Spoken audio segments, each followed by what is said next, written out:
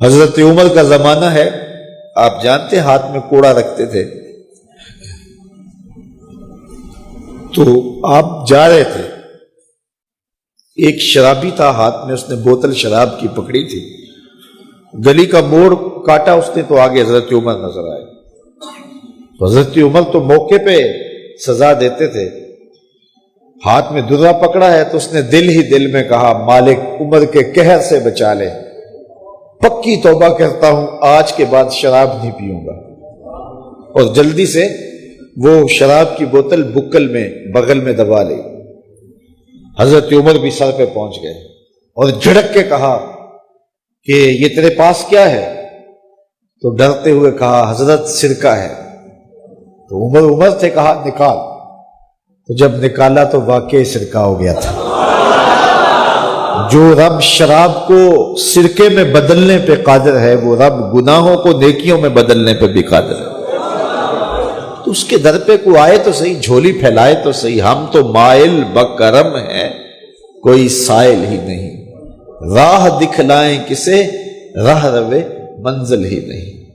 کوئی اس کی دہلیز پہ تو آئے، اس کی چوکھٹ پہ تو آئے، بلکہ اس کی رحمتیں تو بہانے ڈھونڈتی ہیں۔ بشر حافی ایک بہت بڑے شرابی تھے اور زندگی شراب کے نشے میں دھت گزرتی تھی۔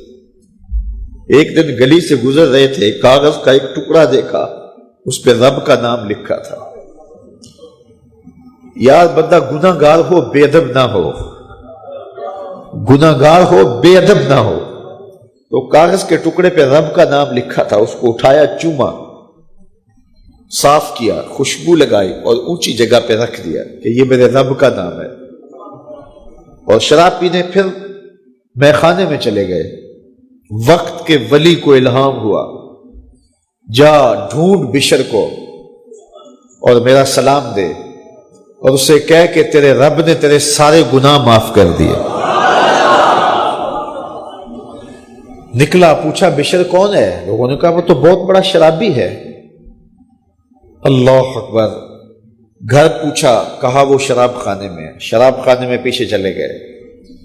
وقت کا ولی اللہ شراب خانے کے دروازے پہ دستک دے رہا ہے۔ اندر سے آواز آئی، کون؟ نام بتایا، کہا میں بشر کو ملنا چاہتا ہوں۔ کہا وہ تو نشے میں دھت پڑا ہے۔ ساقی میخانہ نے کہا کہ وہ تو نشے میں دھت پڑا ہے، کہا اسے ملنے آیا ہوں۔ تو اس نے جا کے کہا کہ باہر تیرا کوئی مہمان ہے۔ تو بشر نشے میں ہی ڈولتا ہوا ننگے پاؤں دروازے پہ آیا۔ اللہ کا ولی کھڑا تھا، کہا کہ تیرے رب نے تجھے سلام بھیجا ہے، تو نے اس کے نام کی قدر کی تھی اور اس نے تیرے سارے گناہ معاف کر دیے۔ بشر حافی ننگے پاؤں تھے، اس وقت نشے میں تھے۔ نشہ شراب کا تھا، لیکن رب کا سلام آیا تو یہ نشہ اس سے بھی اوپر تھا۔ جھوم اٹھے اور کہا کہ میں اب رب کا سلام آیا ہے تو اب میں ننگے پاؤں تھا، اب ساری زندگی میں جوتا نہیں پہنوں گا۔ عربی میں حافی ننگے پاؤں والے کو کہتے ہیں، تو بشر حافی کو بشر حافی اس لیے کہتے ہیں کہ وہ ساری زندگی پھر برہ نہ پا رہے، انہوں نے کبھی بھی جوتا نہیں پہنا تھا، زندگی بدل گئی، لیکن پاؤں میں جوتے نہیں پہنتے تھے کہ میرے رب کا سندیسہ جب میرے نام آیا تھا، میری جب تقدیر بدلی تھی، میرے رب نے جب مجھے محبت نامہ بھیجا تھا، مجھے سلام بھیجا تھا، پیغام بھیجا تھا، تو میرے پاؤں میں جوتا نہیں تھا۔ تو بشر حافی جوتا نہیں پہنتے تھے، تو رب نے کرم یہ کیا کہ بشر حافی نے گھر سے مسجد میں جانے کے لیے جو راستہ اختیار کرنا ہوتا تھا، اس راستے پر جانور گوبر نہیں کیا کرتے تھے، جانور لیت نہیں کیا کرتے تھے۔ یہ بشر حافی کی گزرگاہ ہے۔